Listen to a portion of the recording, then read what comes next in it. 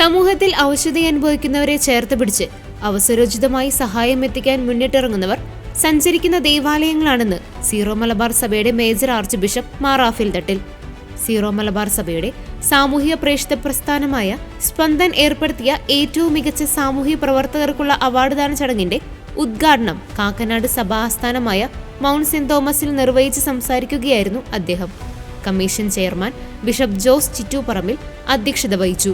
Chicago saint Thomas Syro Malabar രൂപത sponsor ചെയ്യുന്ന 75,000 രൂപ ക്യാഷ് അവാർഡും ഫലകവും അടങ്ങുന്ന സോഷ്യൽ മിനിസ്ട്രി അവാർഡിന് രൂപത വൈദികരുടെ വിഭാഗത്തിൽ പാലാ രൂപതയിലെ ഫാദർ തോമസ് കിഴക്കേൽ, സന്യസ്ത വിഭാഗത്തിൽ ചങ്ങനാശ്ശേരി അതിരൂപതയിലെ ഏറ്റുമാനൂർ ആസ്ഥാനമായി പ്രവർത്തിക്കുന്ന അർച്ചന വിമൻസ് സെന്റർ സ്ഥാപക ഡയറക്ടർ മിസ് ത്രേസ്യാമ്മ മാത്യു, അൽമായരുടെ വിഭാഗത്തിൽ പാലക്കാട് രൂപതയിലെ കൊട്ടേക്കാട് പ്രവർത്തിച്ചു വരുന്ന സ്നേഹജ്വാല ട്രസ്റ്റ് പ്രസിഡന്റ് സെബാസ്റ്റ്യൻ NM എന്നിവർ അർഹരായി.